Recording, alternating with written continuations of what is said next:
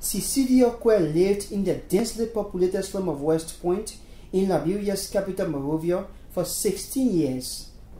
But in April 2016, Quay's home and hundreds more were swallowed up by sea erosion.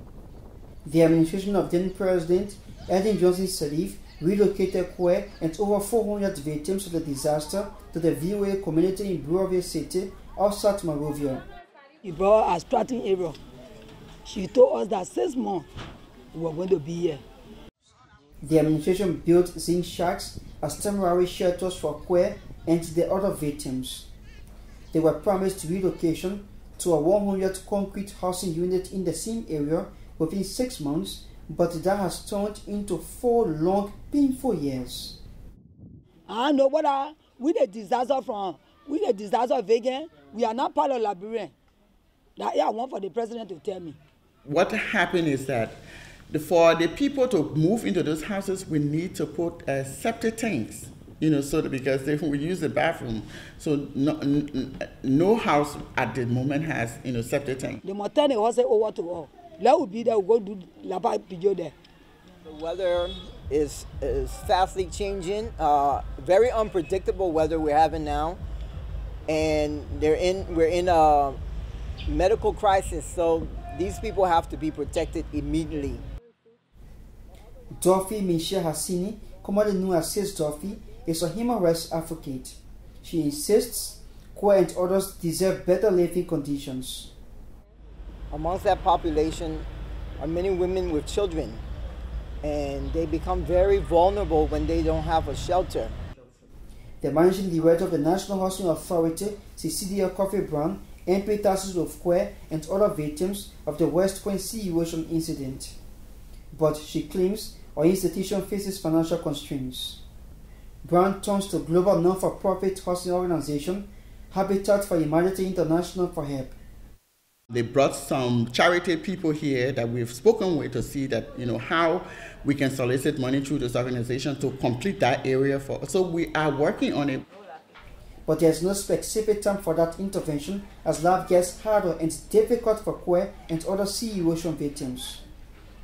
63-year-old Quay is a mother of 10, 4 of whom live all in this 2-room zinc shack. Quay lost her husband during the Second Liberian Civil War. As the breadwinner, she struggles to sustain she and her family. We're not living on contract. When somebody get a leg on contract, you go there, you brush. Look at the year I go do contract for somebody for Kizawa Farm Bene. Just to get food to eat. Quay and other victims of the WestPoint sea erosion disaster lived in an unhygienic environment amid COVID-19. No running water.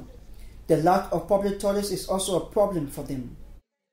37-year-old Mary City, like Quay, lived in WestPoint for 10 years until her house crumbled under the ocean. City, a mother of 6, regrets agreeing to be relocated to the VOA community. We women who can hold quarter, go cut palm in the bush, cut trash, try to survive because nobody coming to our rescue. Nobody now supply our food. The patience of victims of the WestPoint sea erosion incident is running out. They claim they voted for the Weah administration but accuse it of neglect.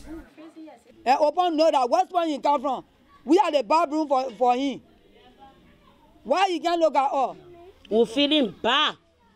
We downhearted. We already lose something left. The Weah administration has begun distributing food and cash to victims of disasters under a special presidential program. The administration said more than 6,750 households in over 47 communities will benefit from the initiative, but the statement did not name the targeted communities. It's unclear whether WestPoint sea erosion victims whose economic problems are compounded by the rainy season and COVID-19 will benefit from the program. Anthony Stephens, Power News, Monrovia.